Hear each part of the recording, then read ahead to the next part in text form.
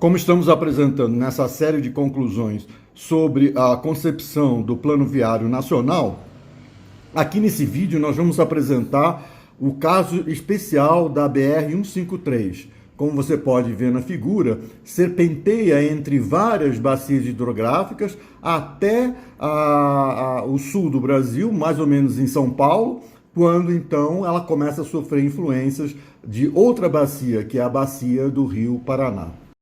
Nessa figura você pode ver um detalhamento, né, das bacias hidrográficas entre Araguaína e Goiânia, mostrando que nessa região a BR-153 divide o Brasil, o relevo brasileiro, em duas partes, né? A oeste, em direção à Amazônia, e a leste, em direção ao litoral. A leste, ele encontra um relevo encrespado, por causa da Serra do Mar. E a oeste é um terreno que oferece declividades mais suaves no sentido norte-sul, acompanhando a declividade dos rios da região, como o Xingu e o Tapajós.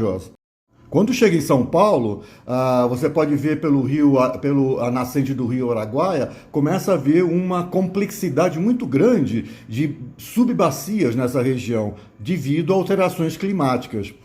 Então você pode ver que aquela orientação norte e sul dos rios Araguaia, Tocantins, Xingu e Tapajós muda de direção por causa do rio Paraná. Então, quando você entra na bacia do Rio Paraná, mais ou menos a partir de Goiânia, você pode ver que o sentido de orientação do relevo muda para o sentido transverso-reverso, que é a orientação do Rio Paraná. E todos os seus afluentes seguem a orientação transversa. Então, isso vai definir, vai moldar e esculpir o relevo da região. Se você se movimentar em direção ao sul, essa complexidade de bacias hidrográficas vão alterar ainda mais o relevo da região sul do Brasil, né? Criando assim um pé, né, do Brasil, onde mudanças climáticas agora transferem da bacia do Rio Paraná para a bacia do Rio Uruguai uma série de alterações na estrutura de relevo e complexidades nas bacias hidrográficas, como você pode ver em Rio Grande do Sul, Santa Catarina, e o Paraná fica mais ou menos que dividido. Uma parte segue a bacia do Rio Paraná e a outra segue as influências climáticas da bacia do Rio Uruguai. A orientação da BR-153 mostra claramente que ela segue, então, um formato de declividade que mostra aquilo que nós estamos explicando até aqui, né? Ela vai desde Araguaína, né, subindo em direção ao planalto do Rio Paraná, até atingir um ponto de máximo, né, na altura de Anápolis, e desce em direção ao Rio Paraná até Ourinhos, né, criando dois níveis de declividade, uma em direção à foz do Rio Araguaia, Tocantins, e a outra em direção à bacia do Paraná, e vai sair na foz do Rio da Prata. Você pode ver um detalhamento, né, dessa declividade na região de Araguaína. Então, entre Araguaína e Gurupi, a BR-153 vai serpenteando entre as bacias, as depressões, né, do rio Tocantins e do rio Araguaia. Você pode ver pela figura que a cidade de Mara Rosa é o ponto, digamos assim, inicial, né, de subida em direção ao planalto do Rio Paraná, né, passando ainda dentro do rio, da bacia do rio Tocantins. Mas você pode ver nessa região que à sua direita, né, a oeste, que a bacia do rio Tocantins oferece tremenda encrespamento, né, irregularidades no relevo. Então, até que o percurso da BR-153 atinge seu clímax, né, no ponto máximo de declividade entre Jaraguá e Anápolis. A partir daí, então, ele é um ponto divisor, é um ponto de equilíbrio no projeto dessa BR-153. E você pode ver um detalhamento das bacias dos rios e do relevo da região da bacia do Rio Paraná, que entra no estado de São Paulo, né? Mostrando que o Planalto do estado de São Paulo é influenciado ao norte pelo Rio Grande e a oeste pelo Rio Paraná. Então eles vão definir a orientação do relevo dentro do estado de São Paulo. E você pode ver à sua esquerda, abaixo, a declividade dessa região. Se você seguir mais ao sul, você pode ver as alterações de relevo, né, profundas que existem através da influência do Rio Uruguai, né, que muda completamente o perfil do relevo brasileiro, que seguia mais ou menos a direção norte e sul. A partir do Rio Paraná segue a orientação transversa-reversa e ainda altera ainda mais isso através das condições climáticas que originam o Rio Uruguai. Você pode ver as irregularidades de relevo, tanto de Santa Catarina quanto do Rio Grande do Sul, assim como todo o sul do Paraná. Nessa figura, nós estamos mostrando, né, a projeção da BR-153 sobre as precipitações sobre o relevo brasileiro, né? Mostrando que a BR-153 está sob a zona de influência dessa zona verde, né? Que é bastante chuvosa, né? E que vai variando do verde ao azul, que é mais chuvoso, e a parte alaranjada é a região sujeita a longos períodos de seca, né? Então, essa figura que mostra a circulação atmosférica e a projeção da BR-153 sobre o relevo explica as mudanças de relevo devido às mudanças climáticas, devido à circulação do ar atmosférico entre a região norte, a região norte, a região sudeste e a região sul do Brasil, mostrando que aquelas irregularidades de relevo que nós mostramos é causado por esses fenômenos atmosféricos ao longo de milhões de anos de evolução geológica. Outra figura mostra a circulação de ar atmosférico, que existe de fato um corredor úmido, né, desde o Acre até São Paulo, que vai aplanando essa região, né, principalmente no estado de São Paulo, e criando condições para aquela orientação que nós mostramos antes, dada pelo Rio Paraná. Nessa animação, dá para perceber que aquelas movimentações atmosféricas são resultados desse movimento cambaleante, né, da Terra, que cria esse cone de chuva, né, sobre o território brasileiro, dentro daqueles limites que é definido pelas rodovias brasileiras, né?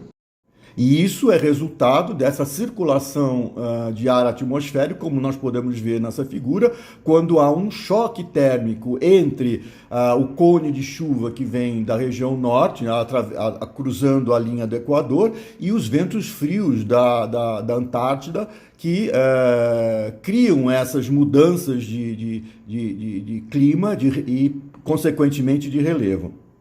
Então, essa mudança de clima, né, e de relevo impõe um rumo e uma orientação às estradas brasileiras. Nesse caso, nós vamos considerar aqui o caso da BR-153.